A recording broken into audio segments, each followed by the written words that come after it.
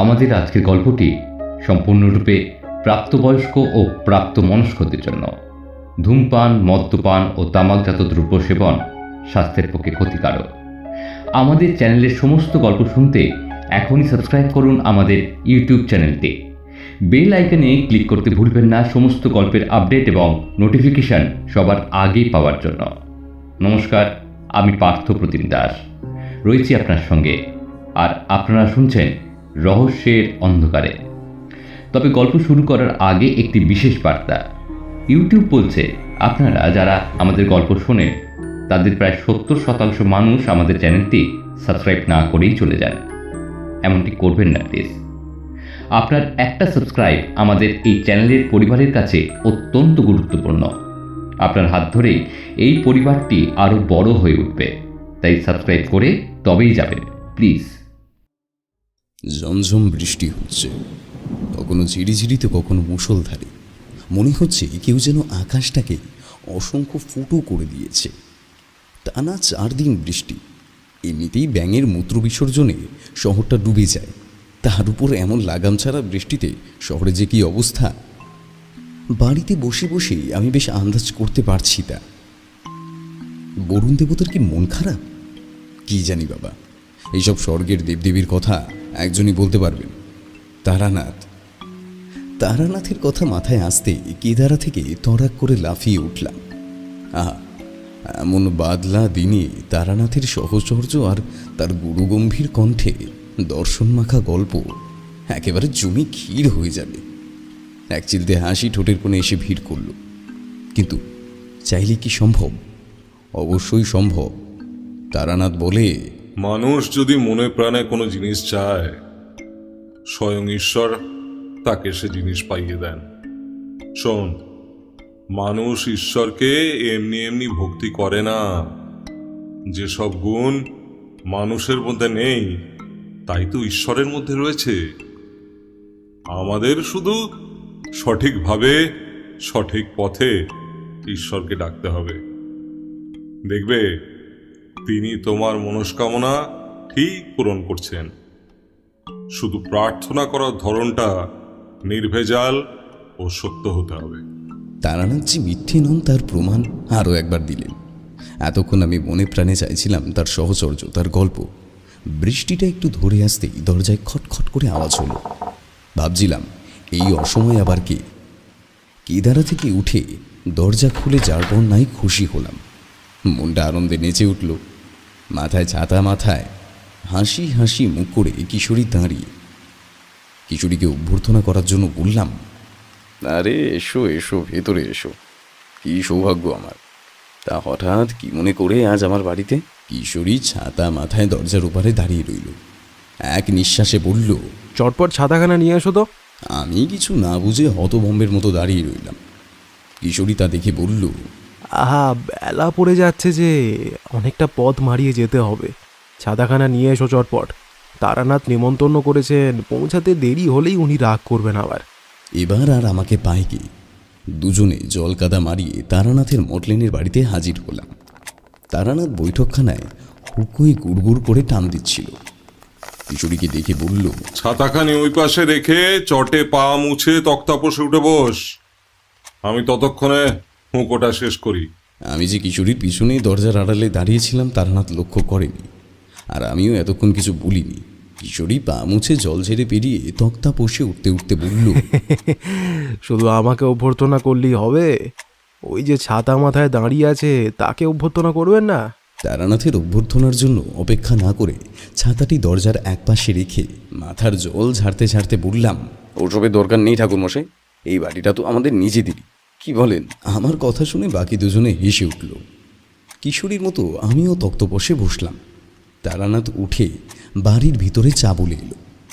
যথারীতি কিছুক্ষণের মধ্যে চারি চা দিয়ে গেল। শুধু চা না, আরও কত কি প্লেট ভর্তি করে দিয়েছি হিসেব নেই। চারি আমাদের খুব শ্রদ্ধা করে। চা পর্ব চলতে চলতে কিশোরী আমাকে জিজ্ঞেস করল, এমন দুর্যোগের দিনে বাড়িতে সময় কাটাচ্ছিলে কীভাবে? হ্যাঁ, আমার তো বাড়িতে মন টিকছিল না। স্যাঁতস্যাঁতে আবহাওয়ায় মনটাও স্যাঁতস্যাঁতে হয়ে পড়েছে। দূর, আমি আর বাড়িতে থাকতে পারলাম না, তাই চলে এলাম ঠাকুর মশাইয়ের গাল গল্প শুনতে। আমার উত্তর দেওয়ার আগেই তারানাথ বলে উঠল, বেটা পাজির পাঝাড়া, কোনটা গাল গল্প শুনি? তুমি যেটাকে গাল গল্প বলছো সেগুলি আসলে আমার জীবনের প্রতি অধ্যায় ঘটে যাওয়া ঘটনা, আর তোমরা চিরকাল সেগুলোকে গাল গল্প বানিয়ে দিলে। হ্যাঁ, কিশোরীর চিরকালীন স্বভাব তারানাথকে তাতিয়ে দেওয়া। তারানাথের নাকের ডগা ফুলে উঠছে, এখনই অভিমান করে বসবেন আমাদের উপর। তাই আমি ব্যাপারটা সামাল দেওয়ার জন্য বললাম, এই কিশোরী, তুমি থামো তো ভাই। আমাকে ডেকে নিয়ে এলে ঠাকুরমশাইয়ের গল্প শুনবো বলে, আর এখন তুমি ওকে রাগিয়ে দিচ্ছ। না না, তুমি একদম তা করতে পারো না কিন্তু।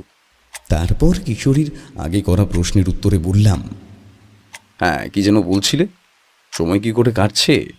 সময় কি আর কাটছে ভাই? এই টুকটাক বই পড়ে আর খবরের কাগজ পড়ে এখন সময় কাটাচ্ছি। এই খারাপ অবস্থাতেও খবরের কাগজ হাতে পাচ্ছি, শহরে খবর জানতে পারছি, এই অনেক। শহরের অবস্থা ভালো তো? তারানাথ জিজ্ঞেস করলেন। তারানাথের মন বাচ্চা ছেলের মতো, নরম অথচ নমনীয়। অল্পতেই রেগে যান, আবার অল্পতেই গলে যান মোমের মতো। এই যেমন এখন রাগ আর নেই, মোটামুটি ভালো। আর আপনি থাকতে আপনার শহর কখনো খারাপ থাকতে পারে না। সকালবেলায় একটা খবর পড়ছিলাম, খবরখানা পড়ে মনটা কেঁদে উঠল। খবরের কাগজে খবরটা আয়তনে ছোট হলেও তার ভার আমার মন নিতে পারল না। এখনও এমন ঘটে ঠাকুরমশাই। আর খবরটা কি সেটা আগে বলবে তো। পূর্ব বর্ধমানের এক গ্রামে, কি যেন গ্রাম, নামটা মনে আসছে না, সেখানে ডাইনি অপরাধে একজন গৃহবধূ আর তার 1 বছরের সন্তানকে গ্রামের লোক পুড়িয়ে মেরে ফেলেছে। কি দুঃখজনক খবর বলো তো ভায়া। এখনো এমন ঘটনা ঘটে। আমরা কোথায় বাস করছি, কোন যুগে বাস করছি? শিশু তো নারায়ণের সমান, তাকে জ্যান্ত পুড়িয়ে মারতে গ্রামবাসীদের মন কাঁদল না? আমরা কি এতটাই নিষ্ঠুর হয়ে গেছি? তারানাথ এতক্ষণ চুপচাপ আমাদের কথোপকথন শুনছিলেন। একটা দীর্ঘ নিঃশ্বাস ছেড়ে বললেন, মানুষের মতো নিষ্ঠুর জীব সমগ্র ব্রহ্মাণ্ডে একটিও নেই। বুঝলে কিশোরী, মানুষ বড়ই বিচিত্র প্রাণী, ঈশ্বরের সবচেয়ে বিচিত্র সৃষ্টিও বটে। বিচিত্র সৃষ্টি কারণ তিনি মানুষের মধ্যে ভালোবাসাও দিলেন, আবার নিষ্ঠুরতাও দিলেন, অভিমান দিলেন, আবার অহংকারও দিলেন। কোনো কিছুই কম রাখেননি তিনি। শুধু আমাদের প্রকাশের ভঙ্গিটা মাঝে মাঝে গোলমেল হয়ে যায়, প্রাণ যায় ছোট বাচ্চাদের। তবে সত্যিকারের ডাইনি যে নাই তা কিন্তু একেবারেই নয়। সেবার তারানাথের কাছ থেকে আরও একটি গল্প পাচ্ছি এই ভেবে আমি টানটান হয়ে বসলাম, কিন্তু তারানাথের কথা শেষ হওয়ার আগে কিশোরী টিপ্পনি কেটে বসলো। এই যে আবার শুরু হলো, এবার গল্পের গরু কোন গাছে উঠবে কে জানে। কিশোরী গল্প শুনতে ভালোবাসে না তা কিন্তু নয়, একেবারে গল্পের পোকা। কিন্তু ইচ্ছে করেই তারানাথকে রাগিয়ে তোলেন। আর মোমের মতো মানুষটা অল্পতেই রেগে যান, অভিমান করেন আমাদের উপর। অভিমানী গলায় বলল, থাক, আজ তবে গল্প বলে লাভ নেই, যদিও তোমাদের কাছে আমার সব ঘটনা গল্প। এই বাদলা দিনে গল্প না ছাড়া চলে বলুন তো? তাই এমন একটা উপহার হাতছাড়া হচ্ছে দেখে আমি মাঠে নেমে পড়লাম। এই কিশোরী, তুমি চুপ করো তো। ঠাকুরমশাইকে রাগিয়ে তুমি কি পাও বলো তো? হ্যাঁ, না না ঠাকুরমশাই, আপনি শুরু করুন, আমি বরং আরও 1 কাপ করে চা বলে আসি। শেষ কথাগুলো তারানাথের উদ্দেশ্যে বলে আমি উঠতে গেলাম। ঠাকুরমশাই আমাকে হাত তুলে নিষেধ করে বললেন, বসো, বৌমা যা খাইয়েছেন আর এখন দরকার নেই। আমি আমার গল্প শুরু করছি, কিন্তু তোমার বন্ধুটিকে বলে দাও মাঝপথে যেন জ্বালাতন না করে। কিশোরীর প্রতি তারানাথের অভিমান চিরকালই বেশি। না না, ও কিছু করবে না, আপনি শুরু করুন।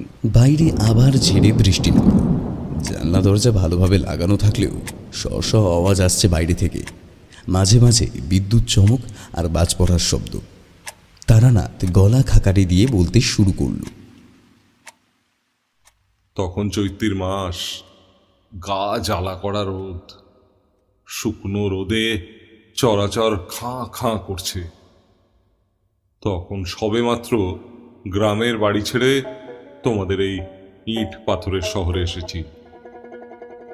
যে মানুষ টই টই করে ঘুরে বেড়ায়, গাছপালা পশু পাখিদের সাথে বন্ধুত্ব করে, তার এসব বন্দি জীবন ভালো লাগবে কেন?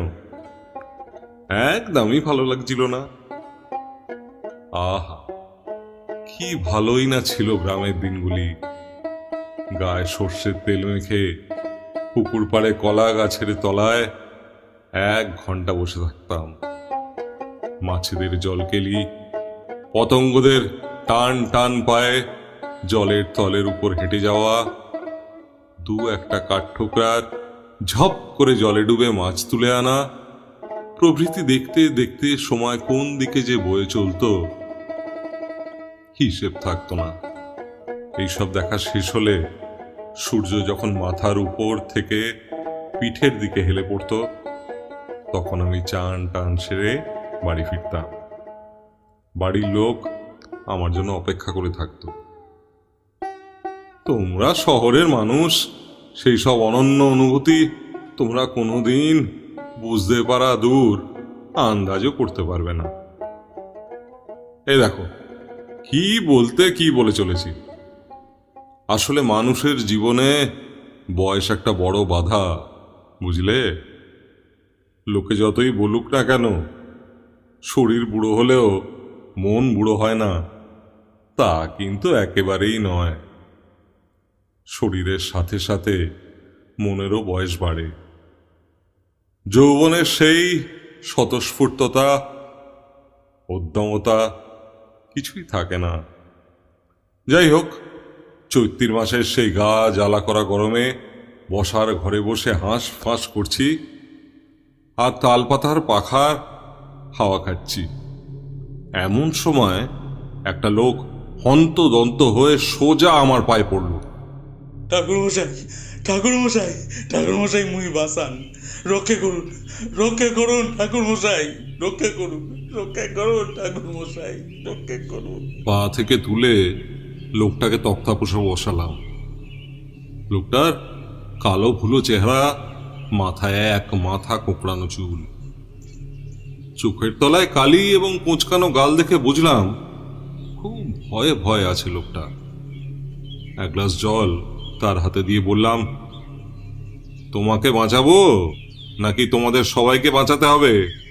জল খেতে খেতে লোকটি আমার কথা শুনে প্রথমে অবাক হয়ে ভ্রু কুঁচকে তাকালো, তারপর সঙ্গে সঙ্গে আমার হাত ধরে হাউ মাউ করে কেঁদে বলল, আপনার সাক্ষাৎ ভগবান কর্তা, আপনার লগে লোকের মুখে যা শুনেছি একদম মিথ্যে নয়। বাবু তাই ঠিক লগে পাঠাইছেন।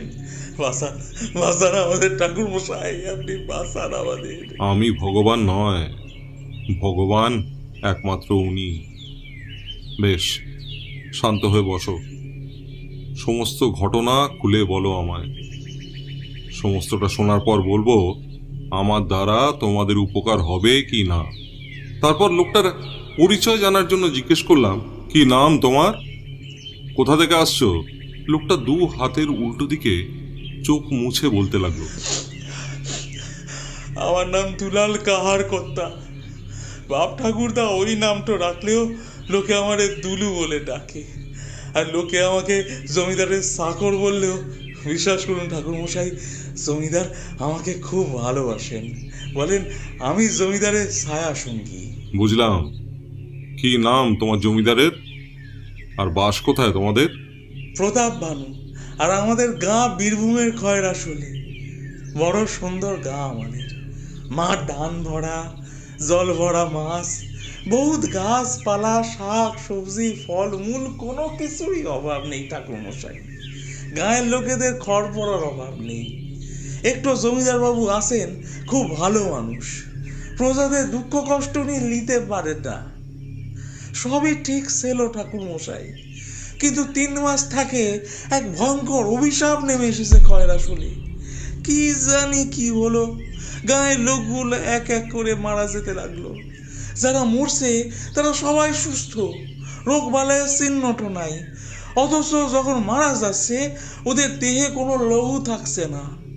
আমাদের গাঁয়ের হবু ডাক্তার কি একটা নাম বলছেন, কি রক্তপ্লুত রক্ত রক্তপ্লতা কি কি কইছে নামটা? হ্যাঁ, রক্তপ্লতা। হ্যাঁ, আমি লোকটাকে থামালাম, বললাম, ওটা রক্তাল্পতা। বেশ, তারপর কি হলো বলো। গত 3 মাসে মোট 13 জন মারা গেছে। আমার মনে কি জানেন, কোনো ডাইনির ছায়া পড়ছে আমাদের গায়ে, তার ছায়াতেই সব মারা যাচ্ছে। কোনো গুণিন বা তান্ত্রিককে ডেকেছিলেন নিশ্চয়? মিথ্যে বলবো না ঠাকুর মশাই, অনেক গুণী সাধু সজ্জন মানুষদের ডাকা হয়েছিল আমাদের এই বিপদ থেকে উদ্ধার করার লগে, কিন্তু কিছুতেই ওসব আটকানো যায়নি। শেষমেশ আপনার লগে এসেছি, আপনি আমাদের উদ্ধার করুন, আমাদের গাঁকে আগের মতো ফিরিয়ে দেন ঠাকুর মশাই। আমাদের জমিদার বাবু আপনাকে নিতে গাড়ি পাঠিয়েছে, আপনি আপনি না করবেন না, দয়া করে চলেন চলেন। এমন বিপদের কথা শুনে না করা যায় না। দুলাল কাহারের সঙ্গেই রওনা দিলাম বীরভূমের খয়রাসোলের উদ্দেশ্যে। খয়রাসোলে পৌঁছে দেখলাম দুলাল কাহার একদম বাড়িয়ে বলেনি। সুজলা সুফলা শস্য শ্যামলা গ্রাম, কাঁচা রাস্তার ধারে বড় বড় গাছ মাথা তুলে দাঁড়িয়ে চোখ মিটমিট করে অনেক দূর পর্যন্ত থেকে আগত অতিথিদের আপ্যায়ন করে। রাস্তা দুধারে সবুজ ধানক্ষেত। বহুদিন পর সবুজের সান্নিধ্য পেয়ে মনটা আবার সতেজ হয়ে উঠল। দুলাল রাস্তায় আস্তে আস্তে গ্রাম সম্বন্ধে, জমিদার বাড়ির ব্যাপারে আরও অনেক তথ্য বলেছেন। গ্রামের দক্ষিণ দিকে দক্ষিণা কালীর মন্দির, সে মন্দিরে নিত্য পূজার ব্যবস্থা আছে। মন্দিরটি নির্মাণ করেছিলেন জমিদার উদয় শঙ্কর ভানু, যিনি বর্তমান জমিদার প্রতাপ ভানুর ঠাকুরদা। বর্তমান জমিদার উদয় ভানুর 2 ছেলে, অর্জুন ভানু ও কৃষ্ণ ভানু। বাবার মতো দুজনেই ভালো মানুষ। দুজনেরই একটা করে কন্যা সন্তান হয়েছিল। বড় ছেলে অর্জুন ভানুর কন্যা সন্তান বেঁচে আছে, কিন্তু কিন্তু কি তারানাথ? কিন্তু ছোট ছেলের কন্যা সন্তানের কোনো খোঁজ দুলাল জানে না। অর্জুন ভানুর স্ত্রী দেবলা ভানু কন্যা সন্তান জন্ম দিয়েই মারা যায়। দেবলা ভানু যে কন্যা সন্তান জন্ম দিয়েছিলেন তা ছিল একেবারে রুগ্ন, রক্তশূন্য। দেহে যেন মাংসের চিহ্ন নেই, শুধু হাড় আর হাড়। অর্জুনের স্ত্রী ছিলেন একদম সতীলক্ষ্মী মেয়ে। দুলাল বলেছিল, এমন সতীলক্ষ্মী মাইয়ার সন্তান জন্ম দেবার সঙ্গে সঙ্গে মারা গেল। বাড়ির লোক কিছুতেই এইটা মেনে নিতে পারছিল না। সবাই ভাবলো এই সন্তান অপয়া, বাড়িতে থাকলে আরো অনেকের ক্ষতি হবে, তাই এই সন্তানকে মেরে ফেলতে হবে। সবাই সায় দিল, কিন্তু বাদ সাধলো ভানু গিন্নি। আমি দুলালকে জিজ্ঞেস করলাম, আচ্ছা দুলাল, জমিদার গিন্নি বাধা দিলেন কেন? বাধা দেবেন না? ওর জন্যই তো 2 পুত্রবধূ সন্তানের মুখ দেখতে পেল, কিন্তু ছোটটার কপাল খারাপ, সন্তান জন্ম দেবার সাথে সাথে মারা গেল, সুখ সইল না। জমিদার গিন্নির জন্য 2 পুত্রবধূ সন্তানের মুখ দেখতে পেলেন? ঠিক বুঝলাম না দুলাল। দুলাল তার খোঁচা খোঁচা দাড়িতে হাত বুলিয়ে নিল, বলল, তাহলে আপনার এই আসল ঘটনা খুলে বলি মশাই। জমিদার বাড়ি 2 বৌমা রূপে গুণে স্বর্গের আপসরার মতো হলেও বাজা ছিল। বিবাহের পরও বহুদিন কিছুতেই সন্তান হচ্ছিল না দুজনের। এত বড় বাড়ি, সন্তান না থাকায় খালি খালি লাগে। প্রতাপ ভানুর থেকে গিন্নিমা বেশি ভেঙে পড়েছিলেন। একদিন তো জমিদারকে ফুঁপিয়ে ফুঁপিয়ে কাঁদতে কাঁদতে বলছিল, ওগো, কি সর্বনেশ হলো গো জমিদার বংশে! শেষ পর্যন্ত ভানু বংশ মুছে যাবে খয়রাসোল গ্রাম থেকে। তারপর গিন্নিমা নিজেই সব ব্যবস্থা করতে লাগলেন। নানাবিধ পূজার পাশাপাশি নিজে ও 2 পুত্রবধূকে উপোস ব্রত করতে শুরু করলেন। দিন যায়, মাস যায়, কিন্তু কিছুতেই বৌমরা সন্তান সম্ভবা হচ্ছেন না। গিন্নিমা আরো ভেঙে পড়লেন। তবুও নিজে বেঁচে থাকতে কিছুতেই ভানুবংশ নির্বংশ হতে দেবেন না। একদিন দূর গায়ের মানে বহু দূর গ্রামের এক কাপালিককে ডেকে জমিদার বাড়িতে যজ্ঞ করলেন, আর তারপরেই 2 বৌমার সন্তান সম্ভবা হলেন। আমার আমার যে কি আনন্দ হয়েছিল ঠাকুর মশাই, কি আনন্দ হয়েছিল আমি আপনাকে বলে বোঝাতে পারবো না। এই হলো জমিদার বাড়ির সংক্ষিপ্ত ইতিহাস। যাই হোক, আমি অতিথি হিসেবে উঠলাম জমিদার বাড়িতে। কি প্রকাণ্ড বাড়ি! সুন্দর কারুকার্যমণ্ডিত সকল বস্তু জমিদার বাড়ির শোভা বাড়াচ্ছে। সামনে লম্বা বারান্দা, তার একপাশে সারি সারি ঘর। এমনই একটি দোতলার ঘরে আমি উঠলাম। জমিদার বাড়ির মতো আতিথেয়তা সত্যি এখন বিরল। একে একে জমিদার বাড়ির সকলে প্রণাম করে গেল। জমিদার গিন্নি পায়ে লুটিয়ে পড়ে কাঁদতে লাগলো। খয়রাশোল কি আর ভালো হবে না ঠাকুর মশাই? জমিদার গিন্নি বেশ ধার্মিক মানুষ, গলায় কাঠের মালা, মাথায় সর্বদা ঘোমটা টানা, যা বাঙালি মেয়েদের একটা বড় বৈশিষ্ট্য।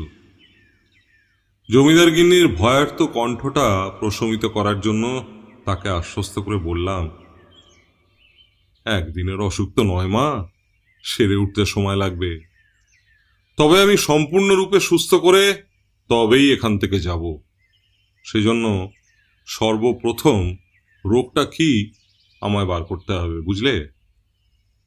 যাও, আমি এখন ধ্যানে বসবো। বৌমাকে বলো দুব্বা ও ধানের ব্যবস্থা করে আমাকে দেবে। জমিদার গিন্নি মাথা নেড়ে চলে গেলে আমি ঘরের মেঝেতে স্থির হয়ে বসলাম।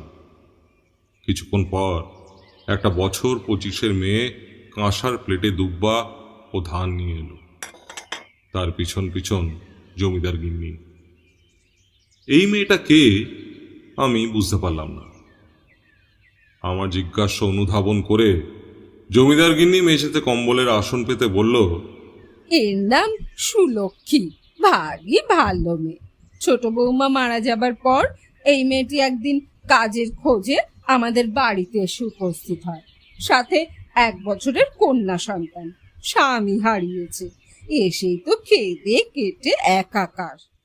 জমিদার গিন্নি যখন কথাগুলো বলছে, সুলক্ষী মেঝেতে ধান, দুব্বা, ধূপবাতি ঠিক মতো সাজিয়ে রাখছে। বিধবা মেয়েটির মুখশ্রীতে অদ্ভুত মায়া আছে। টানা টানা চোখ, লম্বা নাক।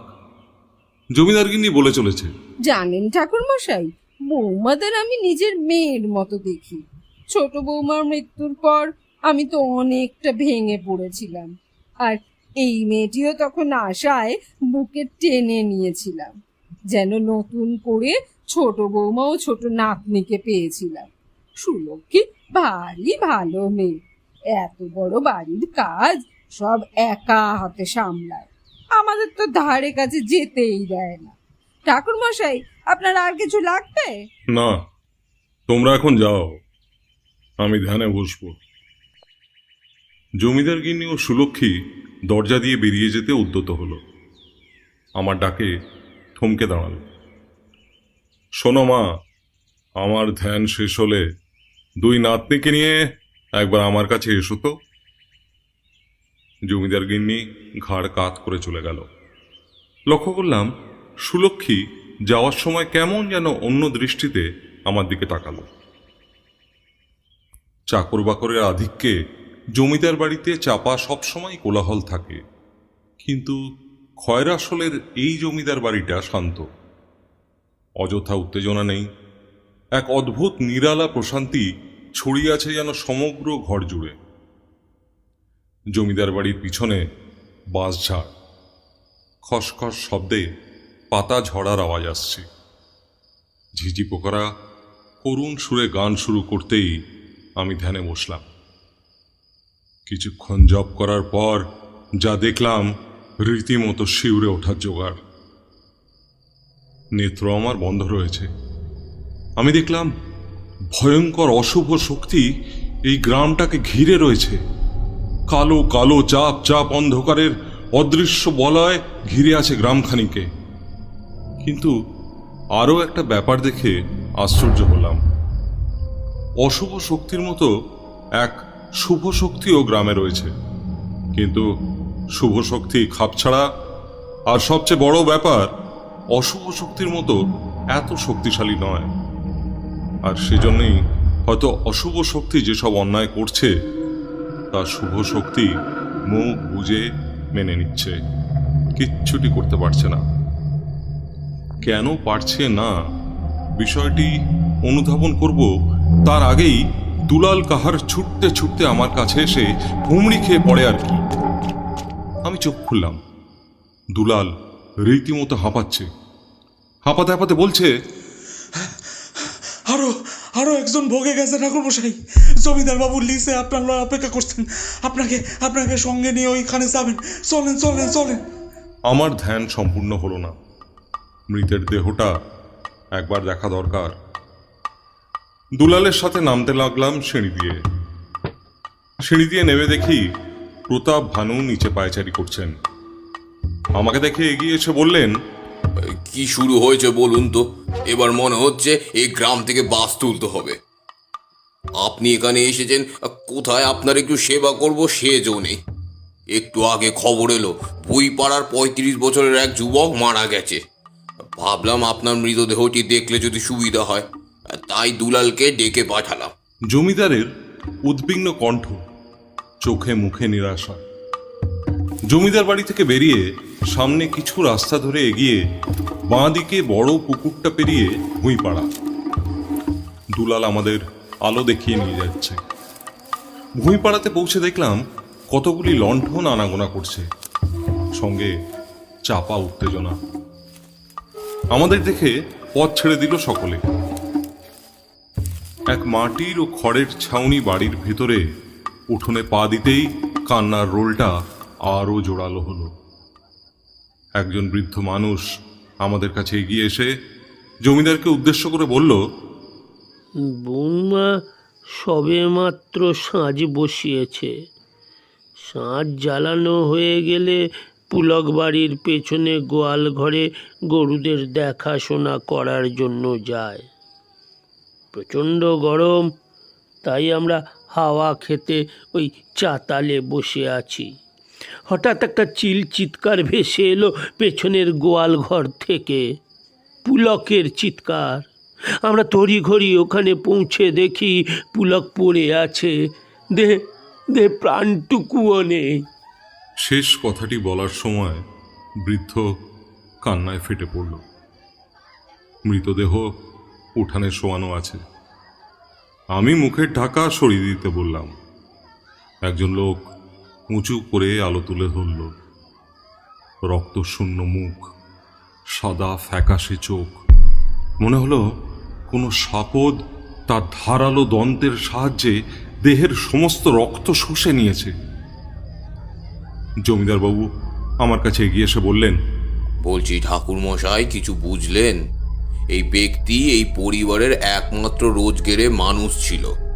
দুটি মেয়ে রয়েছে, বৃদ্ধ মা বাবা রয়েছে। সংসারটা ভেসে যাবে মনে হচ্ছে। আর কত মায়ের যে কোল শূন্য হবে কে বলতে পারে। কিছু একটা করুন ঠাকুরমশাই, কিছু একটা করুন। আমি চাই না এ গ্রামের আর কারোর ক্ষতি হোক। আমি মৃতদেহটা ভালো করে লক্ষ্য করছি। জমিদারের কথার উত্তর দিলাম না। দুটি ছোট ছোট মেয়ে মৃতদেহের পায়ের কাছে লুটিয়ে পড়ে কাঁদছে। খুব মায়া হলো মেয়ে দুটোর ওপর। আহা, এই বয়সে পিতৃহীন। আমার বুকের ভেতরটা শূন্য হয়ে উঠল। সান্ত্বনা দেবার ভাষা আমার জানা ছিল না, তাই বাধ্য হয়ে চোখ সরিয়ে নিতে হলো সেখান থেকে। হঠাৎ আমার চোখ আটকে গেল মৃতদেহের ঘাড়ের কাছে। দুটি ছোট ছিদ্র, দূর থেকে বোঝা যায় না, কিন্তু ভালোভাবে লক্ষ্য করলে অবশ্যই চোখে পড়ে। আমি যা বোঝার তা বুঝে গেলাম। দেহটি সৎকার্যের জন্য নিয়ে যাওয়া হলো। আমরা জমিদার বাড়িতে ফিরে এলাম। জমিদার গিন্নি দুই নাতনিকে নিয়ে আমার জন্য অপেক্ষা করছিলেন। আমি চৌখাটের ভিতরে পা দিতেই জমিদার গিন্নি দুই নাতনিকে বলল, যাও ওনাকে প্রণাম করো। দুটি ফুটফুটে জ্যোৎস্না মাখা মেয়ে, যেন মনে হচ্ছে আকাশ থেকে চাঁদ নেমে এসেছে। ছোট নাতনি মানে জমিদার বাড়িতে আশ্রিতা সুলক্ষীর কন্যা গুটি গুটি পায়ে আমার কাছে এগিয়ে এসে প্রণাম করল। আমি তার মাথায় হাত বুলিয়ে দিলাম, কিন্তু দূরে দাঁড়িয়ে থাকলো বড় নাতনি। গিন্নি তাকে বলছে, যা প্রণাম কর। বড় নাতনি আর চোখে তাকিয়ে আছে আমার দিকে, ঠান্ডা শীতল চাউন। জমিদার গিন্নির হাত ধরে বলছে, ও ওই লোকটা কে গো? লম্বা লম্বা দাড়ি। আমার খুব ভয় করছে। আমি ওই লোকটার কাছে যাব না ডামা, আমি ওই লোকটার কাছে যাব না, আমি ওকে প্রণামও করব না। আহা, গলা তো নয়, যেন কাঁসা বসানো আছে গলায়। আমি জমিদারের বড় নাতনির কাছে এগিয়ে গিয়ে তার মাথায় হাত বোলাতে বোলাতে বললাম, বড়দের প্রণাম করে আশীর্বাদ নিতে হয়। আমি তোমাদের বাড়িতে অতিথি, আর অতিথিকে প্রণাম করতে হয়। আচ্ছা, কি নাম তোমার মা? আমার কথা শুনে বড় নাতনি আরও জুবু থুবু হয়ে জমিদার গিন্নির কোলে মাথা ঢুকিয়ে দিল। তারপর মুখ লুকানো অবস্থায় বলল, তুমি ওকে চলে যেতে বলো না ঠাম্মা, আমার খুব ভয় করছে, এক্ষুনি চলে যেতে বলো। আমার লম্বা দাড়ি আর চুল দেখে ভয় পেয়েছে। আমি জমিদার গিন্নিকে নাতনি দুজনকে বাড়ির ভিতরে নিয়ে যেতে বললাম। জমিদার গিন্নি নিয়ে গেল, তবে তার আগে বলে গেল বড় নাতনির নাম বেনি আর ছোট নাতনির নাম জুঁই। পরের দিন সকালে গ্রামের বড় বটগাছের তলায় পঞ্চায়েত বসেছে। জমিদার প্রতাপ ভানু, মোড়ল গোছের পাশাপাশি কিছু অল্প বয়স্ক যুবকও আছে। আমিও সেখানে উপস্থিত রয়েছি। যথা সময় পঞ্চায়েত শুরু হলো। এমনিতে পঞ্চায়েত বসে কারোর বিচার টিচার করার জন্য, কিন্তু আজ খয়ের আসলে পঞ্চায়েত বসেছে শুধুমাত্র নিজেদের এই বিপদ থেকে রক্ষা করা যায় কিভাবে তার সুরাহা বের করতে। না না, আমি এই গাঁয়ে আর থাকুম না। আজ এর পোলা তো গালু আর বউ, ছেলে পুলে নিয়ে সদা ভয়ে ভয়ে থাকতে হয়। আমি এই গাঁয়ে একবেলা থাকুম না কর্তা। হ্যাঁ, থাকবি না তো কোথায় যাবি শুনি? বাপ ঠাকুরদার ভিটে ছাড়া আর কোথায় যাওয়ার জায়গা আছে? লোকটির চোয়াল শক্ত। ছেলে পুলে লয়ে গায়ে গায়ে ভিক্ষে করব, তবু এইভাবে জান দিতে পারবো না। কত জন্ম পুণ্যের ফলে মানুষ হয়ে জন্মায়, আর ওদিকে জানটাই থাকবে না, আজই চলে যাবে। আহা, আমরা দেখছি তো কি করা যায়। তুই বস শান্ত হয়ে। একজন মোড়ল গোছের লোকের কথায় ব্যক্তিটি বসলো বটে, তবে তার আগে বলল, দেখতে দেখতে তো সব কটা মরি যাবে, তখন শিয়াল কুকুর ভিটে রাজ করবে কর্তা, কথাটা মিলিয়ে নিও। আলাপ আলোচনা চলছে, তবুও সঠিক সিদ্ধান্ত বেরিয়ে আসছে না। তখন প্রবীণ লোকটি প্রতাপ ভানুকে উদ্দেশ্য করে বলল, জমিদার বাবু, আপনি কিছু করুন। কত পুরুষ ধরি এই গ্রামে বাস করছি তা আপনি ভালোভাবেই জানেন, একদিনকার কথা তো নয়। তাছাড়া এই বুড়ো বয়সে কোথায় যাব বলুন দেখি? কিছু তো একটা বিহিত করুন জমিদার মশাই, আমরা আপনার মুখ চেয়ে তাকিয়ে আছি।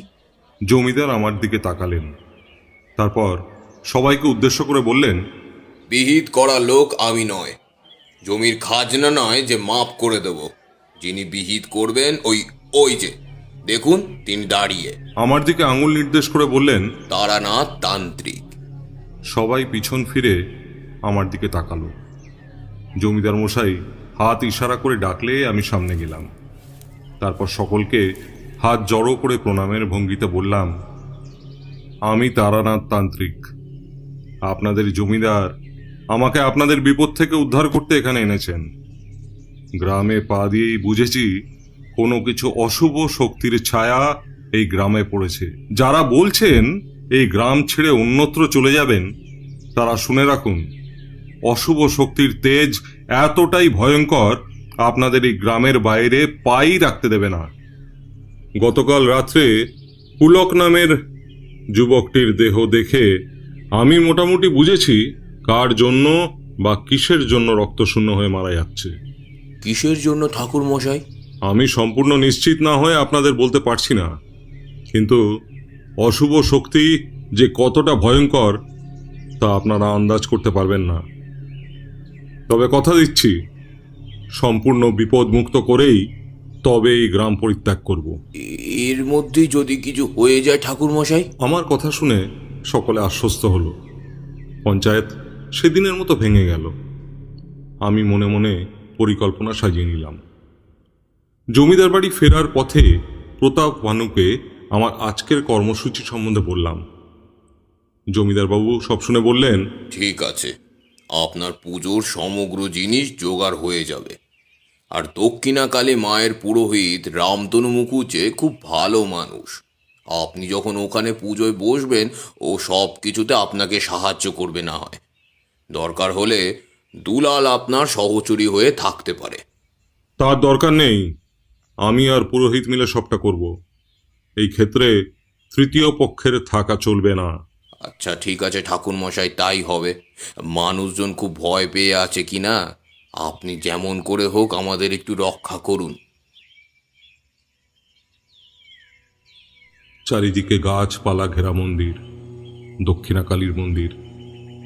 শুনশান নিস্তব্ধ চারপাশ, দূর থেকে ক্ষীণ আলোর রেখা দেখা যাচ্ছে। আমি সেদিকে এগিয়ে গিয়ে দেখলাম মন্দিরে বড় বড় প্রদীপ জ্বলছে। চারিদিকে কাউকে দেখতে পেলাম না। পুরোহিত মশাই, ও পুরোহিত মশাই! আমার ডাকে মন্দিরের পিছন থেকে একটা লোক বেরিয়ে এলো। বলল, কে আপনি? আমি তারানাথ চক্রবর্তী। জমিদার বাবু। আর বলতে হবে না, জমিদার বাবু আমার কাছে খবর পাঠিয়েছেন। কি সৌভাগ্য আমার, আপনার মতো গুণী মানুষের সাক্ষাৎ পাবো কোনোদিন জীবনে ভাবিনি। আসুন আসুন। মন্দিরের গর্ভগৃহে আমরা প্রবেশ করলাম। আমি পুজোয় বসলাম। আমি বললে ভুল হবে, আমরা পুজোয় বসলাম। মা আমায় সবটা বুঝিয়ে দিলেন।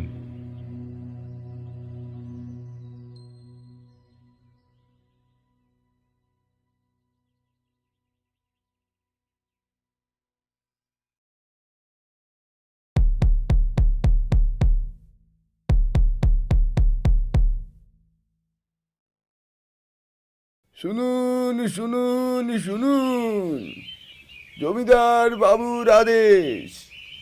আজ বিকেলে দক্ষিণাকালী মন্দির প্রাঙ্গণে সবাইকে উপস্থিত থাকতে হবে।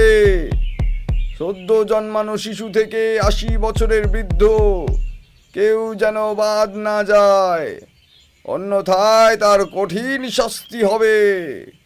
শুনুন শুনুন শুনুন। গ্রামে ঢোল পড়ে গেল। ধীরে ধীরে দুপুর পেরিয়ে বিকেল হয়ে এলো। গ্রামের লোক একে একে সবাই উপস্থিত হলো দক্ষিণাকালী মন্দিরের প্রাঙ্গণে। উপস্থিত হলো জমিদার বাড়ির সকলে। সবার চোখে মুখে চাপা উত্তেজনা। জমিদারবাবু কেন ডেকেছেন? একে অপরকে জিজ্ঞাসা করায় হালকা গুঞ্জন উঠেছে। গুঞ্জন থামানোর জন্য জমিদারবাবু বেশ গম্ভীর অথচ দৃঢ় কণ্ঠে ঘোষণা করলেন, এই গ্রামে অশুভ শক্তির ছায়া পড়েছে, তা আপনারা ভালোভাবেই জানেন। আর তার প্রভাবে অনেকজন মারা গেছে। আমরা দিন দিন ভীত সন্ত্রস্ত হয়ে পড়েছি। ভবিষ্যতে আর যাতে কেউ মারা না যায় তাই আমরা তারানাথ তান্ত্রিকের শরণাপন্ন হয়েছি। বাকি কথা উনিই বলবেন। তারপর আমাকে বললেন বলতে। আমি বললাম, প্রথমেই একটা কথা বলি, বাইরের ঘা যতটা তাড়াতাড়ি শুকিয়ে যায় ভিতরের ঘা শুকায় না। এক্ষেত্রেও অনেকটা তাই। গ্রামের একের পর এক মানুষ রক্তশূন্য হয়ে মারা যাচ্ছে। কখনো গোয়ালের মধ্যে, কখনো পুকুর পাড়ে মানুষ মরে পড়ে থাকছে, অথচ কেউ কিছু আন্দাজ করতে পারছে না।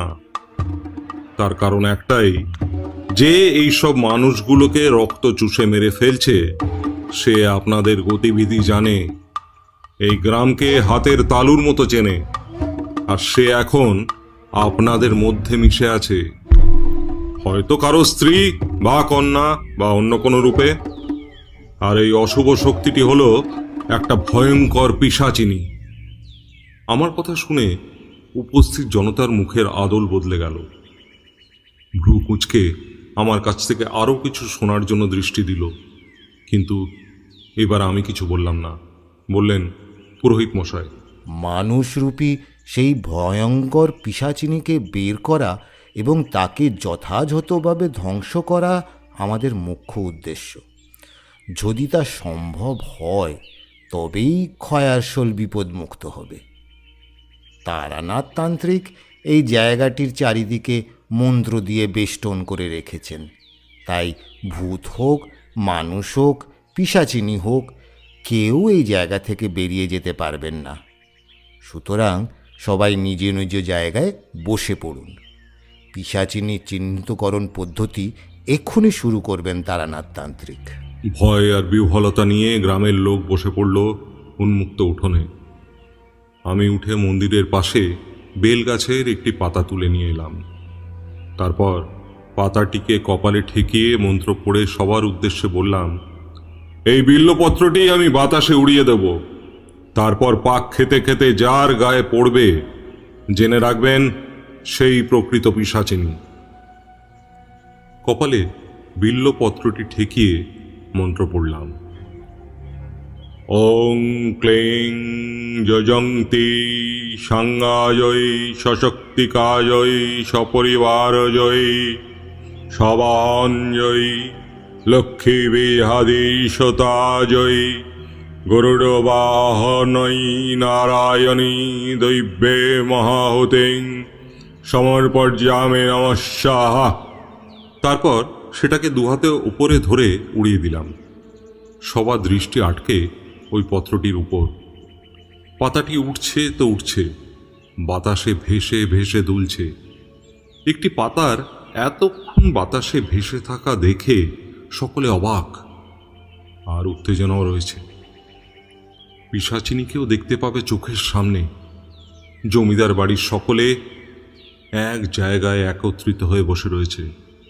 জমিদার গিন্নির দুপাশে রয়েছে বড় বৌমা, বড় নাতনি আর কাজের মেয়েটি এবং তার কন্যা সন্তান। বেশ কিছুক্ষণ বাতাসে ভেসে থাকার পর পাতাটি জমিদার পরিবারের মাথার উপরে স্থির হলো। তারপর সবাইকে অবাক করে দিয়ে পাতাটি পড়ল জমিদার বাড়িতে আশ্রিত বিধবা মেয়েটির কন্যা সন্তান জুঁইয়ের ওপর। সবার চোখ বিস্ফারিত। এ কিভাবে সম্ভব? আমি যে অবাক হলাম না তা নয়, কিন্তু পিশাচিনী কখন কোন রূপে থাকে কে জানে। সবার প্রথমে উঠে দাঁড়ালো সুলক্ষী। না না না, এ হতে পারে না। আমার মেয়ে পিশাচিনী নয়। আপনি বলুন জমিদার বাবু, আমার মেয়ে পিশাচিনী হতে পারে না। কোথাও ভুল হচ্ছে আপনাদের। আপনার বাড়িতে এতদিন ধরে আশ্রিত আছে, আপনি তো জুঁইকে চেনেন। এইটুকু মেয়ে কিভাবে পিশাচিনী হতে পারে? সুলক্ষী মেয়েটির কান্না দেখে জমিদার বাবু বিগলিত হলো। আমাকে উদ্দেশ্য করে বললেন, ঠাকুরমশাই, আপনার কোনো ভুল হচ্ছে না তো? উত্তর আমার দেওয়ার কথা, কিন্তু উত্তর দিল পুরোহিত মশাই। বলল, জমিদার বাবু, পিশাচিনীর অনেক রূপ, আর এক্ষেত্রে ও একটি বাচ্চা মেয়ের রূপ নিয়েছে। শুধু তাই নয়, আপনার বাড়িতে আশ্রিত থেকে আপনার প্রজাদের হত্যা করছে। এবার আপনি যদি এর বিনাশ করার অনুমতি না দেন, একদিন আপনার পরিবারের সকলের রক্ত চুষে হত্যা করবে। আর আশা করি সেদিন আসতে খুব দেরি নেই। পুরোহিত মশাইয়ের কথা শুনে উপস্থিত জনতা এক বাক্যে বলে উঠল, একে ধ্বংস করা হোক, আগুনে পুড়িয়ে মারা হোক। মন্দিরের সামনে চিতা সাজানো হলো। সুলক্ষীকে আটকানো যাচ্ছে না, বারবার অজ্ঞান হয়ে পড়ছে। আমি সুলক্ষীর মাথায় হাত বুলিয়ে ফিস ফিস করে বললাম, শান্ত হ মা, নিজেকে শক্ত কর। যা তোর নয় তা কোনো দিন তোর হতে পারে না। আমি জানি গভীর জঙ্গলে এই বাচ্চাটিকে তুই বন্য জন্তুদের হাত থেকে উদ্ধার করে নিজের মেয়ের মতো লালন পালন করেছিলি, কিন্তু বিধাতার উপর কেউ নেই। তাছাড়া পিশাচিনী জেনেও তাকে বাঁচিয়ে রাখা যায় না। কত মানুষজনকে হত্যা করেছে দেখ। তারপর জমিদারকে উদ্দেশ্য করে বললাম, জমিদার মশাই, সুলক্ষীকে আপনার বাড়িতে নিয়ে যাওয়ার ব্যবস্থা করুন। যতই হোক মা তো নিজের সন্তানের এরূপ অবস্থা দেখতে পারবে না।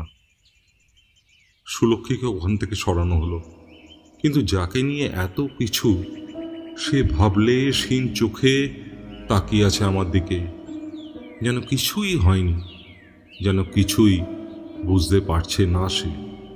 নির্বিকার নিরাকার মুখ। একটা পিশাচিনী এত সহজে নিজের অন্তিম পরিণতি স্বীকার করে নিচ্ছে, ব্যাপারটা আমাকে ভাবিয়ে তুলল। কিন্তু ততক্ষণে সমস্ত কিছু তৈরি। পুরোহিত মশাই জুঁইকে হাতে ধরে চিতার দিকে নিয়ে যাচ্ছে। মেয়েটি পায়ে পায়ে এগিয়ে চলেছে চিতার দিকে। হঠাৎ জনতার মাঝ থেকে কে যেন হেসে উঠল, একটা সূক্ষ্ম অথচ তীক্ষ্ণ হাসি। যাই হোক, পুরোহিত মশাই ও মেয়েটি চিতার সামনে দাঁড়িয়ে। বাচ্চা মেয়েটিকে চিতায় তুলে আগুন ধরিয়ে দিলে খয়রাসল মুক্তি পাবে এক পিশাচিনীর করাল গ্রাস থেকে। আমি পুরোহিত মশাইকে সবটা বুঝিয়ে দিলাম। ধীরে ধীরে আগুন জ্বলে উঠল। সব চুপচাপ, শুধু কাঠ কয়লা পোড়ার শব্দ ছাড়া আর কোনো শব্দ নেই। আগুন নিভে আস্তে আস্তে সন্ধে হয়ে এলো। আগুন সম্পূর্ণ নিভে যেতে সবাই বিদায় নিল। রক্তচোষা পিশাচিনী এত সহজে মরে গেল? কিশোরী প্রশ্নটা করল বটে, কিন্তু প্রশ্নটা আমারও। শুনেছি পিশাচিনীরা খুব ভয়ঙ্কর হয়, কিন্তু এক্ষেত্রে এত সহজে হার মানল? আমিও তাই কিশোরী লেজ ধরে জিজ্ঞেস করলাম, আচ্ছা ঠাকুরমশাই, আপনার কাছে অনেক ঘটনা শুনেছি, কিন্তু সেসব গল্পে তো পিশাচিনীরা তো খুব ভয়ানক হয়, তবে এক্ষেত্রে? তোমরা ঠিক ধরেছ। বাস্তব যতটা সহজ, তার থেকে অনেক বেশি কঠিন। তার মানে গল্প এখনো শেষ হয়নি? না, তবে গল্পের পরবর্তী ঘটনায় পরে আসছি। তার আগে একটা সিগারেট দাও দেখি। একটানা কথা বলে গলাটা ধরে এসেছে। কিশোরী জিভ কাটল। পকেট থেকে একটা পাসিং শো সিগারেট বার করতে করতে বলল, আপনার জন্যই কিনে রেখেছিলাম, আর এই দেখুন আপনাকে দিতেই একদম ভুলে গেছি। এই নিন ঠাকুরমশাই। খস করে দেশলাই জ্বালিয়ে সিগারেটে লম্বা একটা টান দিয়ে তারানাথ বলল, হ্যাঁ, কোথায় যেন আটকেছিলাম? হ্যাঁ, পিশাচিনীর ধ্বংস তখনও হয়নি। চিতার আগুন নিভে এলে আমি জমিদার বাড়ির সকলকে নিয়ে জমিদার বাড়িতে ফিরে এলাম। কিন্তু এমন একটি ঘটনায় কেউ খুশিতে ছিল না। বুঝলে বিভূতি, মায়া মায়া বড় অদ্ভুত জিনিস, মানুষকে টান দিয়ে বেঁধে রাখে। সে রাত্রে এমন একটা ঘটনা ঘটল, যার জন্য আমি মানসিকভাবে প্রস্তুত থাকলেও জমিদার বাড়ির কেউ প্রস্তুত ছিল না। তখন মধ্যরাত, পুরো জমিদার বাড়ি ঘুমিয়ে, আমিও ঘুমিয়ে পড়েছিলাম। হঠাৎ একটা চিৎকার ভেসে এলো নিচ থেকে। আমি যাওয়ার আগেই দেখি জমিদার বাড়ির সকলে সেখানে উপস্থিত, শুধু একজন ছাড়া। জমিদার বাড়ির বড় বৌমা মাটিতে লুটিয়ে পড়ে আছে, রক্তশূন্য ও দেহে প্রাণ নেই। জমিদার গিন্নি বড় বৌমার দেহে লুটিয়ে পড়ে কাঁদছে, চোখে জল জমিদারের দুই ছেলের। এ তো হওয়ার কথা ছিল না ঠাকুর মশাই। আপনি তো নিজে হাতে পিশাচিনীকে ধ্বংস করলেন, কিন্তু এই কোন পিশাচিনী আমার বৌমাকে হত্যা করে গেল? বলুন বলুন ঠাকুর মশাই, বলুন। জমিদার প্রতাপ ভানু সজল চোখে আমার দিকে তাকিয়ে ভেজা গলায় অভিযোগ করছে, নিয়তিকে আটকানো যায় না জমিদার মশাই। আমি আপনাকে সমস্ত বিষয়টা পরে বুঝিয়ে বলবো। আপনি যত তাড়াতাড়ি সম্ভব সৎকার্যের ব্যবস্থা করুন। পরের দিন আবার বটগাছের ছায়ায় পঞ্চায়েত বসল। প্রবীণ মোড়ল আমাকে উদ্দেশ্য করে বলল, বেশ তো বড় মুখ করে বলেছিলেন আমাদের গ্রামকে আপনি বিপদ মুক্ত করতে পারবেন, কিন্তু কি হলো? জমিদার বাড়ির বড় বৌমা মারা গেল। আর আমার কি মনে হয় জানেন, আপনি কিছুই করতে পারবেন না। আপনি এক ভণ্ড। মাঝখান থেকে এক বাচ্চা মেয়েকে পুড়িয়ে মারলেন, জমিদারবাবু একে আপনি গেরাম ছাড়া করবার ব্যবস্থা করুন। জমিদারের মুখ কুয়াশাচ্ছন্ন। আমাকে হাত জোর করে বললেন, দুলাল আপনার ফেরার ব্যবস্থা করছে, আপনি কি? কথা যখন দিয়েছি আপনার গ্রামকে বিপদমুক্ত করে যাব, তখন কাজ অর্ধ সমাপ্ত রেখে যেতে পারি না জমিদার মশাই। শুনুন সকলে, আসল পিশাচিনী হলো জমিদার বাড়ির বড় নাতনি বেনি। সবার মধ্যে থেকে একজন বলে উঠল, আপনি শুধু ভণ্ড নন, আপনি এক মহা পাগল। জমিদার বাবু, একে তাড়াতাড়ি বিদায় করুন, নইলে। লোকটা কথা শেষ করতে পারল না। তার আগে দুলাল ছুটতে ছুটতে এসে বলল, জমিদার বাবু শিগগির চলুন। পুরোহিত মশাই বড় মামনিকে মন্দির প্রাঙ্গণে লয়ে গেছে। দাদাবাবুরা আটকাতে পারেনি। আমার মনে হচ্ছে কোনো বদ মতলব আছে পুরোহিত মশাই। শিগগির চলুন। আমরা সকলে মন্দির প্রাঙ্গণে ছুটলাম। জ্ঞান শূন্য বেনিকে মাটিতে শুইয়ে রেখে পাশে বসে আছেন পুরোহিত মশাই। জমিদারের চক্ষু রক্তবর্ণ। রাগান্বিত গলায় বললেন, আপনি কেন আমার নাতিকে নিয়ে এসেছেন এখানে? জানেন এই অপরাধে আমি আপনাকে বন্দি করে মৃত্যুদণ্ড দিতে পারি। বুঝতে পেরেছেন কি ভয়ানক কাজ করেছেন আপনি? বলুন কি উদ্দেশ্য আপনার? জমিদারের ক্রোধ চরম সীমায় পৌঁছচ্ছে। আমি বললাম, আপনার নাতনিকে এখানে আনার জন্য আমি পুরোহিত মশাইকে বলেছিলাম। শাস্তি দিতে হলে আমাকে দিন, কিন্তু তার আগে আসল ঘটনার সাক্ষী থাকুন। দেখতে থাকুন দুধ কলা দিয়ে কাকে পুষছেন। আমার গলাতে এমন কিছু একটা ছিল যাতে জমিদার বাবু চুপ করে গেলেন। জমিদার বাড়ির সকলে তখন এসে গেছেন। আমি মন্দিরে ঢুকে মা কালীর ঘর থেকে জল নিয়ে এসে বেনির মুখে ছিটিয়ে দিলাম। ধীরে ধীরে চোখ খুলল বেনি, তারপর উঠে বসল, আর তারপর নিল ছলনার আশ্রয়। তোমরা একটা জিনিস খেয়াল করবে, দুষ্টু লোকের মুখোশ যখন খুলে যায় তখন তারা ছলনার আশ্রয় নেয়। বেনি জমিদার বাবুর দিকে তাকিয়ে মিহি গলায় বলল, দাদু, আমি এখানে কেন? তারপর আমার দিকে তাকিয়ে বলল, এই লোকটাকে দেখে আমার ভয় করছে দাদু। আমাকে এখান থেকে নিয়ে যাও, আমার খুব ভয় করছে দাদু। ঠোঁট ফুলিয়ে কাঁদতে লাগলো বেনি। জমিদার তাই দেখে বেনির দিকে এগোতে গেল। আমি হাত তুলে বললাম, দাঁড়ান জমিদার, এ আপনার নাতি নয়, আপনি এর কাছে যাবেন না, বিপদ ঘটে যাবে। জমিদার বাবু তবুও এগিয়ে চললেন বেনির দিকে। আমি নিশ্চিত বেনি জমিদার মশাইকে হাতের কাছে পেলে মেরে ফেলবে। জমিদার আর বেনির ব্যবধান যখন মাত্র 5 হাতের কম।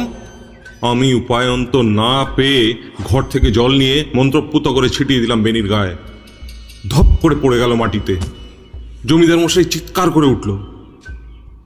বেনির মাটিতে পড়ে যাওয়া সাময়িক। ধীরে ধীরে উঠে বসলো, 2 পায়ে ভর দিয়ে হাঁটু মুড়ে। আমি আবারও মন্ত্রপুত জল বেনির গায়ে ছিটাতে লাগলাম। মন্ত্রপুত জল জমিদার বাড়ির বড় নাতনি অর্থাৎ বেনির গায়ে ছিটিয়ে দিতে ধীরে ধীরে প্রকাশ পেতে লাগলো তার স্বরূপ। সরীসৃপ যেমন রূপ বদলায়, ধীরে ধীরে তেমনি বেনিও ধীরে ধীরে তার খোলস ছাড়তে লাগলো। আর তার সঙ্গে প্রবল চিৎকার, যেন কাছে পিঠে কোথাও মেঘ ভেঙে পড়েছে। প্রবল চিৎকারের সাথে যখন বেনি তার মানব রূপ ত্যাগ করে আসল চেহারাতে রূপান্তরিত হলো, বিশ্বাস করো তোমরা উপস্থিত জনগণ তো বটেই, আমারও ভয়ে বুকটা কেঁপে উঠেছিল। এ কোন প্রাণী? দেহ লিকলিকে কালো, মাথায় অমাবস্যার মতো চুল, পা পর্যন্ত নেমে এসেছে।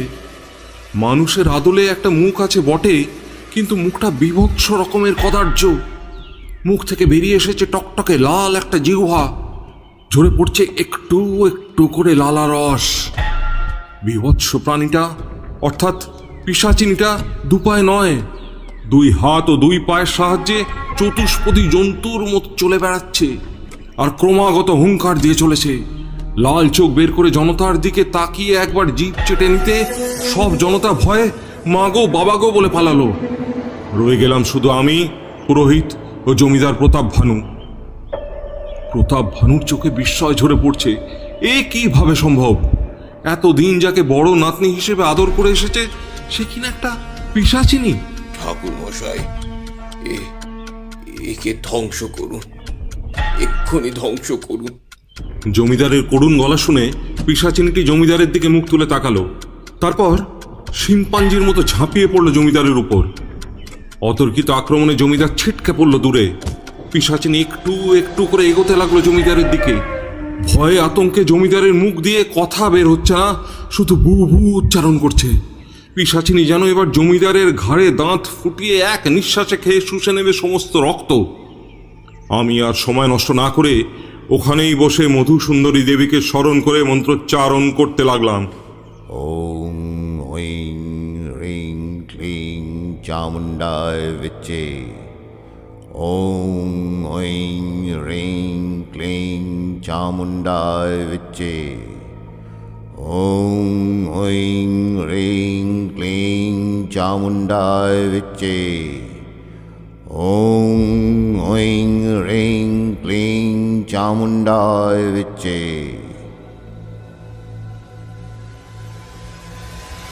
অট্টহাস ভিন্ন পদ্মজাণ্ড কোশ সংততিং দৃষ্টিপাত্ত নষ্ট পাপজালো মুগ্রাশাসনম অষ্টসিদ্ধিজায়কং কপালো মালিকাধরং কাশীকাপুরাধিনাথ কালভৈরবং ভজে।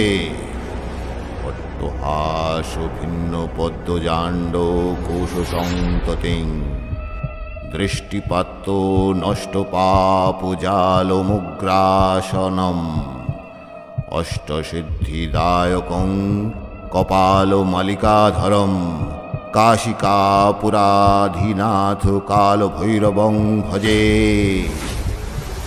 পুষ্পং সমর্পয়ামি ভগবতে শ্রীভৈরবে নমঃ। ওং চন্দনম সমর্পয়ামি ভগবতে শ্রীভৈরবে নমঃ।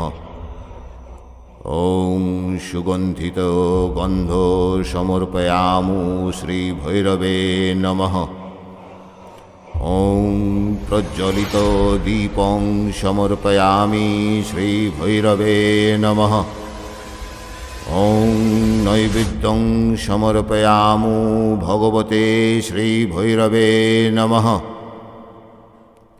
দেবরাজ সেব্যো মানো পাবনাঙ্ঘ্রি পঙ্কজং বালযজ্ঞ সূত্রমিন্দুশেখরম কৃপাকরম নারদাদি যোগীবৃন্দ বন্দিতং দিগম্বরং কাশীকাপুরাধিনাথ কালভৈরবং ভজে। ভূতসংঘনায়কং বিশালকীর্তিদায়কং কাশিকাবাসলোক পুণ্যপাপশোধং বিভুং। ভূতসংঘনায়কং বিশালকীর্তিদায়কং কাশীবাসলোক পুণ্যপাপশোধকং বিভুম।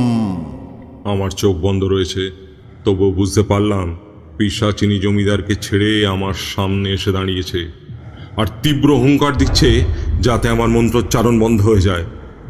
আমি নিটোল হয়ে মন্ত্রোচ্চারণ করেই চলেছি আর পিশাচিনীর ক্ষোভ যেন বেড়েই চলেছে। আমি শুনতে পাচ্ছি তীব্র হুঙ্কার আর বড় বড় নিঃশ্বাসের শব্দ। আমার ঘাড়ের কাছে নিঃশ্বাস পড়ছে তার, কিন্তু আমার দেহ বন্ধনটাকে আমার কিচ্ছুটি করতে পারছে না। এইভাবেই চলল কিছুক্ষণ। একদিকে পিশাচিনীর হুঙ্কার আর অন্যদিকে আমার মন্ত্রোচ্চারণ। চারপাশটাও কোনো ভয়ের আতঙ্কে চুপ মেরে আছে। ঝিঁঝি পোকারা আজ ডাকতে ভুলে গেছে। আকাশের গায়ে ছিটিয়ে থাকা বিন্দু বিন্দু তারারা মিট মিট করে চাইতে ভুলে গেছে। হাওয়া চলাচল করছে না। সমগ্র খয়রাসোল ভয়ে জুবু থুবু হয়ে আছে। ধীরে ধীরে পিশাচিনীর গর্জন কমে এলো। বুঝলাম তামসী দেবী আমাদের উপর কৃপা করেছেন, পিশাচিনীর শক্তিকে শুষে নিয়েছেন। আমি চোখ খুললাম, দেখলাম দোমড়ানো মোচড়ানো এক দলা কাগজের মতো পিশাচিনীটি পড়ে আছে। আমি জিজ্ঞেস করলাম, কে তুই? আমি কর্ণ পিশাচিনী। কেন এসেছিস এখানে? কে তোকে এখানে আহ্বান করেছিল? জমিদার বাড়ির গিন্নি। জমিদারের দিকে আমিও পুরোহিত মশাই একসঙ্গে তাকালাম। আমাদের চাউনির উদ্দেশ্য প্রতাপ ভানু আন্দাজ করতে পারলেন। আমি ততক্ষণে কারণ সম্পর্কে সম্পূর্ণ অবগত। মন্ত্রপুত জল পিশাচিনীর ওপর ছিটিয়ে দিতেই একটা ধোঁয়া রেখা উঠে মিলিয়ে গেল আকাশে। খয়রাসোল বিপদ মুক্ত হলো, পিশাচ মুক্ত হলো। জমিদার গিন্নি আমার পায়ে এসে লুটিয়ে পড়ল, কাঁদতে কাঁদতে বলল, আমার কি দোষ ছিল ঠাকুর মশাই? পিশাচিনীটি আমায় বদনাম করে গেল। এইসবের মূলে নাকি আমি? ঠাকুর মশাই, জমিদার গিন্নি কখনো জ্ঞানত পাপ করেনি। অজ্ঞানতাই আমাদের পাপ। আপনি যখন পুত্রবধূদের সন্তান লাভের আশায় কাপালিককে ডেকে পুজো করিয়েছিলেন, ভোগ দিয়েছিলেন, তখন কাপালিকের অজ্ঞানতার ফলে দেবী ও অপদেবী একসাথে ভোগ পেয়েছিল। ফলস্বরূপ দেবীর অংশরূপে জন্ম হয় আপনার ছোট নাতনি, যাকে আপনারা রুগ্ন শুকনো দেখে এবং ছোট বৌমার মৃত্যুর কারণ ভেবে গভীর বনে ফেলে এলেন। কিন্তু একটা কথা জেনে রাখুন, ঈশ্বর কখন কোন বেশে আসে তা কেউ বলতে পারে না। ছোট বৌমার আয়ুকাল হয়তো ততটাই ছিল। আসলে নিয়তির উপর কারোর হাত নেই, কিন্তু আপনারা শিশুটিকে অপয়া ভেবে ফেলে দিলেন। আর অন্যদিকে অপদেবী হিসেবে জন্ম নিল বড় নাতনি অর্থাৎ বেনি। আপনার দেওয়া ভোগে তার ক্ষুধা নিবৃত্ত হয়নি, তাই সে মানুষজনকে রক্ত চুষে ক্ষুধা তৃষ্ণা নিবারণ করত। এখন পুরো গ্রাম সম্পূর্ণ বিপদমুক্ত। আর একটি জিনিস আপনাদের ফিরিয়ে দেওয়ার আছে। পুরোহিত মশাইকে চোখের ইশারা করলাম। পুরোহিত মশাই সেখান থেকে মন্দিরের গর্ভগৃহে চলে গেলেন এবং ফিরে এলেন যাকে নিয়ে, তাকে দেখে সকলে অবাক। জুঁই, জুঁই বেঁচে আছে? কিন্তু কিভাবে? সেদিন তো চোখের সামনে তাকে। জুঁইকে জমিদারের হাতে তুলে দিতে দিতে বললাম, তারানাথ তান্ত্রিকের কথা মতো আমি জুঁইকে চিতার তলা থেকে নিয়ে পালিয়েছিলাম। চিতাও সেইভাবেই সাজানো হয়েছিল। ধূর্ত পিশাচিনী আমাদের চোখকে ফাঁকি দিয়েছিল। মন্ত্র পড়া ফুল ফুঁ দিয়ে আপনার ছোট নাতনির গায়ে ফেলেছিল, কিন্তু ফাঁকি দিতে পারেনি চক্রবর্তী মশাইকে। আর হ্যাঁ, এই বাচ্চা মেয়েটি আপনার বনে ফেলে আসা নাতনি, যাকে সুলক্ষী বন থেকে উদ্ধার করেছিল। জমিদার আমার কাছে এগিয়ে এলো, আমার হাত দুটি ধরে কাঁদতে লাগলো। এই কান্না একসাথে হারিয়ে ফেলার কান্না আর একসাথে ফিরে পাওয়ার কান্না। তারানাথের গল্প শেষ হলো। বৃষ্টি থেমে গেছে, কেউ কোনো কথা বলছে না, কিন্তু আমার মাথায় একটা প্রশ্ন ঘুরঘুর করছিল। থাকতে না পেরে নীরবতা ভেঙে বললাম, চকতি মশাই, জমিদার বাড়ির ছোট নাতনি মানে জুঁই তো দেবীর অংশ, তাহলে সে কেন কিছুটি করতে পারলো না? মানে তার শক্তি প্রদর্শন করলো না কেন? তারানাথ হাসল। বিভূতি, ঘড়িটা একবার দেখ, রাত তো কম হলো না। সে গল্প না হয় পরেই বলবো কোনোদিন।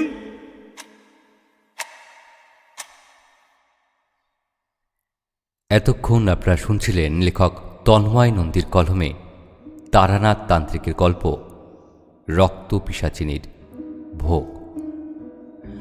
আজ গল্পপাঠে ছিল জয়দেব, ব্রতদেব, অসঞ্জন, স্বাগতম, রুমা, দিব্যেন্দু, সুমিত, শিউলি, পিনাকি, সায়ন্তন, ইন্দ্রজিৎ, সৌম্যজিৎ, দুর্বা, রাজদীপ ও পার্থপ্রতিম। শব্দ সংযোজন ও ব্যাকগ্রাউন্ড মিউজিকে টিম কণ্ঠ, প্রচ্ছদ কৃষ্ণেন্দু। পর্বটি সমগ্র পরিচালনা ও পরিকল্পনায় পার্থপ্রতিম ও রাজদীপ। গল্পটি কেমন লাগলো জানান আমাদের লাইক কমেন্ট করে, আর খুব ভালো লেগে থাকলে শেয়ার করুন সবার সঙ্গে। তাহলে আজ আসি, আবার অন্য কোনো দিন সঙ্গে নিয়ে আসবো এক নতুন গল্প।